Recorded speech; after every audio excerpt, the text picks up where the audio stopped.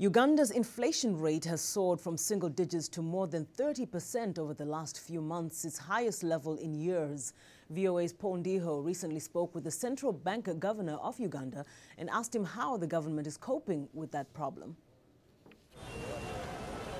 The International Monetary Fund had predicted solid economic growth for sub-Saharan Africa this year. The IMF said Africa's prospects were high, but a slowing global economy poses some risks. Analysts say if the economic situation in high-income countries continues to deteriorate significantly, sub-Saharan African countries might be at risk. The governor, Central Bank of Uganda, Emmanuel Tumusiime attributes his country's soaring inflation to external events, but says there is little he can do to tackle the inflation. Inflation over the last 7 months has been unusually high. We have not had this kind of inflation for 15 years. But this is largely attributed to external shocks, in particular the sudden steep rise in world oil prices, as well as a sharp increase in world food prices. These prices have caused inflation to rise. Mutebile is regarded as an official who gives foreign investors confidence in Uganda. Appointed in 2001, he spearheaded reforms in Uganda's troubled banking sector. He was recognized at this year's Africa Banker Awards for being the architect of Uganda's economic revival. I was responsible for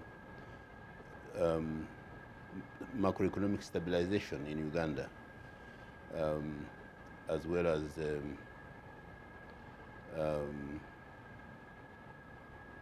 having low inflation of less than 5% for the last 50 years. Tumusiime has lived an eventful life in Uganda. In 1972, he was forced to flee the country after he gave a speech publicly criticizing the expulsion of Asians from the country.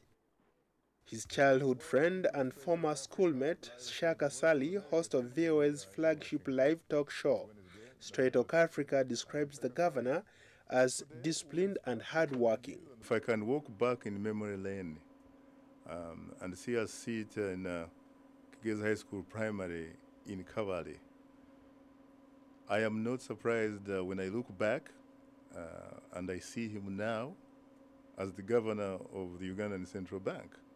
The reason being very simple, because clearly, even at that time, he was one of those kids that you would have said he was most likely to succeed. Mr. Sally says that he expected that Mr. Mutebile would become a top civil servant in Uganda. The only thing that surprises me about Mutebile, frankly, is that I should have expected him perhaps to be the president of the Republic of Uganda. Short of that, to be a politician, Minister of Finance, Minister of Foreign Affairs, and ending up really serving people. In June 2011, he was quoted by the Financial Times newspaper in a rare critique of President Yoweri Museveni, saying Mr. Museveni's continued embrace of elements of Marxism was undermining the economy. He says that Ugandan government spending remains a serious problem. The biggest challenge is government spending. It's not easy to keep governments spending in check. Mutebile is cautiously optimistic about the discovery of oil in western Uganda. When oil revenues start flowing, that will be a welcome break from this period of no money. However, I must warn you that I don't see this coming soon. Mr. Mutebile has his critics in Uganda, some of whom are demanding his resignation following revelations that he authorized President Yoweri Museveni to withdraw $744 million to buy fighter jets and other military hardware from Russia.